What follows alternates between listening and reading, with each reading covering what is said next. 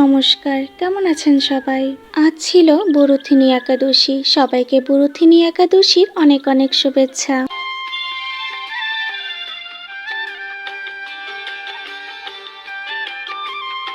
বৈশাখ মাসের কৃষ্ণপক্ষী একাদশীকে বরুথিনী একাদশী নামে অভিহিত করা হয়। এই একাদশী ব্রত মাহাত্ম্য ভবিষ্যতের পুরাণে যুধিষ্ঠির শ্রীকৃষ্ণ সংবাদে বর্ণনা করা হয়েছে। যুধিষ্ঠির মহারাজ শ্রীকৃষ্ণকে বললেন, হে বাসুদেব, আপনাকে প্রণাম। বৈশাখ মাসের কৃষ্ণপক্ষের একাদশী কি নামে প্রসিদ্ধ এবং তার মহিমাই বা কি তা কৃপা করে আমাকে বলুন। শ্রীকৃষ্ণ বললেন, হে রাজন, ইহলোক ও পরলোকে বৈশাখ মাসের কৃষ্ণপক্ষী একাদশী বরুথিনী নামে বিখ্যাত। এই ব্রত পালনে সর্বদা সুখ লাভ হয় এবং পাপক্ষয় ও সৌভাগ্য প্রাপ্তি ঘটে।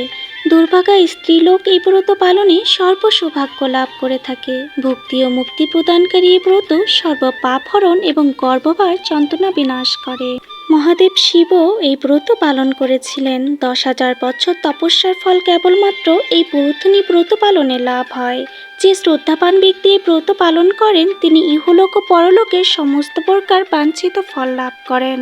শাস্ত্রে আছে, অশ্বদান অপেক্ষা গজদান শ্রেষ্ঠ, গজদান থেকে ভূমিদান, তা থেকে তিলদান, তিলদান থেকে স্বর্ণদান এবং তা অপেক্ষা অন্নদান শ্রেষ্ঠ। অন্নদানের মতো শ্রেষ্ঠ দান আর নেই। পিতৃলোক, দেবলোক ও মানুষেরা অন্নদানেই পরিতৃপ্ত হন। পণ্ডিতেরা কন্যাদানকে অন্নদানের সমান বলে থাকেন। স্বয়ং ভগবান গোদানকে অন্নদানের সমান বলেছেন। আবার সব রকমের দান থেকে বিদ্যাদান শ্রেষ্ঠ।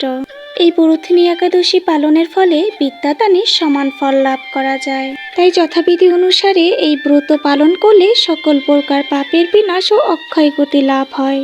তাই পরম যত্নে এই একাদশী ব্রত পালন করা প্রত্যেকেরই কর্তব্য। বরুথিনী একাদশী ব্রত কথা শ্রদ্ধা ভরে পাঠ ও শ্রবণ করলে সহস্র গোদানের ফল লাভ হয় এবং সর্বপাপ থেকে মুক্ত হয়ে বিষ্ণু লোক গতি হয়।